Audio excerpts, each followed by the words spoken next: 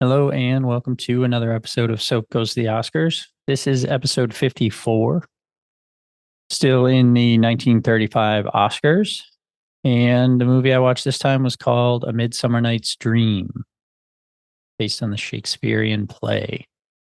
This was an Amazon rental, about $3.99, I think. I will start out by saying that, I try to I try to be sort of honest with these reviews and say that when I maybe didn't pay attention as much as I should have. And so maybe I didn't like a movie because of that. I was distracted on my phone or something. This movie, I pretty much hated from the beginning. The moment it started, I disliked this movie. And I don't dislike Shakespeare. I don't. I don't think I'd say Midsummer Night's Dream is one of my favorites. The only other adaptation I've seen, I'm sure there are probably several, but I saw the 1999 version when it had a crazy cast with like Stanley Tucci and Christian Bale and Kevin Kline and a ton of people. And I remember thinking it was okay. I've never read the play, and I've only ever seen that other version. So I don't have any love for this one really. But that being said, this was just not a good movie to me. Overly long and obnoxious. Now, I will say there were two things that were at least somewhat entertaining to me.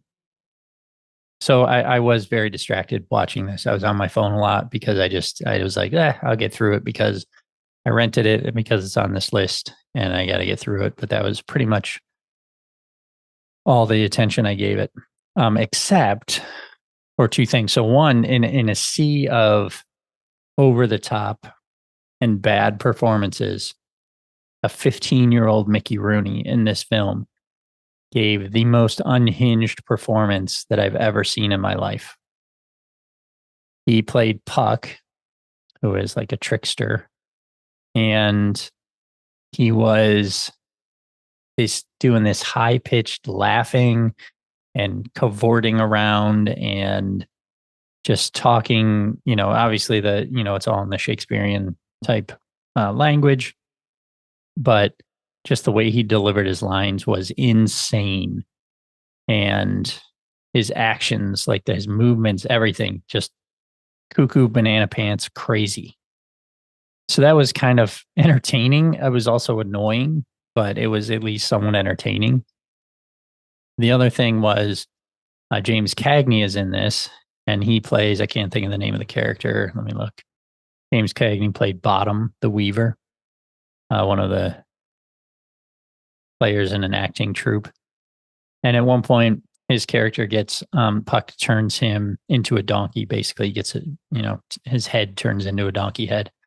And I have to say that was pretty impressive. Like the transition from James Cagney to donkey head and then later back was not great. It was like just the sort of fade out from one to another kind of thing that they could do back then. But the donkey head itself, fairly decent looking. And it moved like when he talked, the mouth moved, and they even looked like they even had some articulation in the upper lip that they could maybe manipulate. I don't know if he was doing it or someone, probably not radio controlled stuff then. So maybe he was pulling on something that also made the mouth move. But I was actually pretty impressed with that for 1935. So that was kind of cool.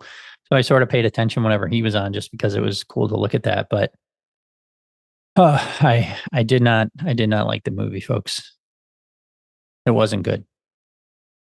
And even when I saw James Cagney, I was like, James Cagney, really? And he was okay, but everybody was super over the top. And, in 1935, there's still some of that mid-Atlantic accent going on. And to hear people talking like that and doing Shakespeare, ooh, it's like nails on a chalkboard kind of thing. So it's a weird, it was a fever dream of a movie, to be sure. And maybe it's intended to be that, a play is sort of a fever dream of a play. I don't know. But it was bonkers.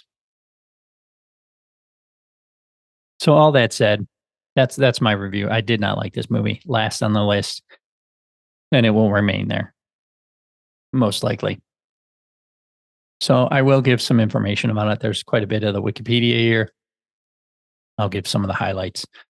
Midsummer Night's Dream is a 1935 American film adaptation of the Shakespearean play of the same name. It's directed by Max Reinhardt and William Dieterle.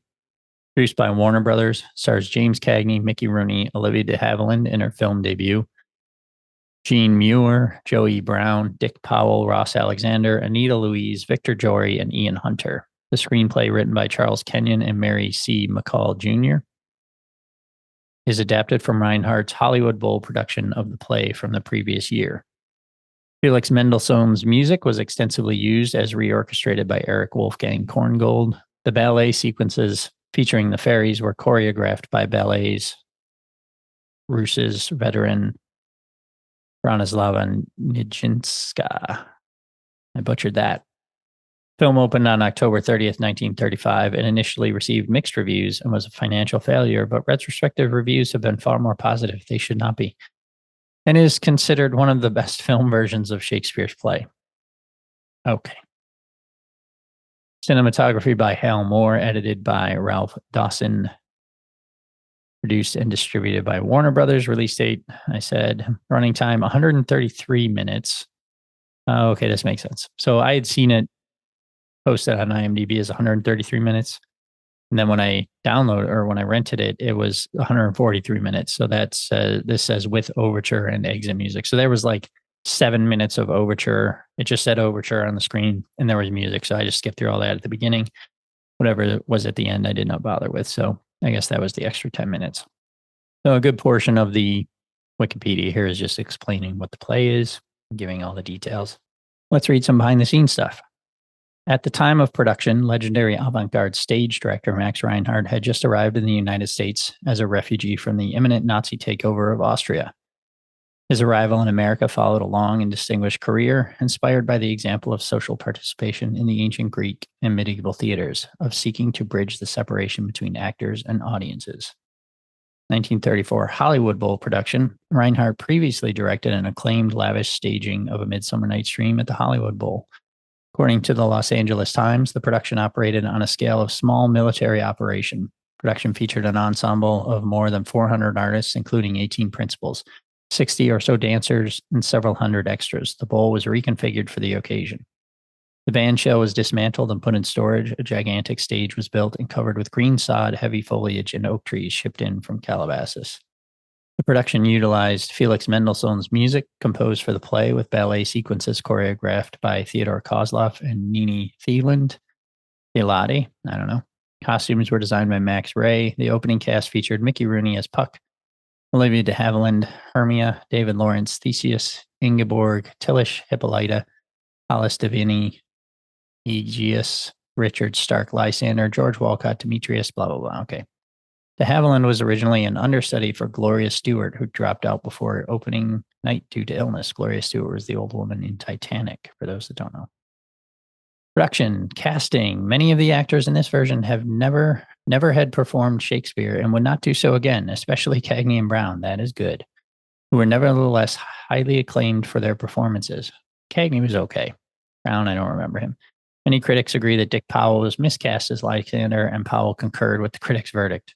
Although the cast of the stage play was mostly replaced, Warner Brothers contract players de Havilland and Mickey Rooney were chosen to reprise their original roles. This was Haviland's motion picture debut.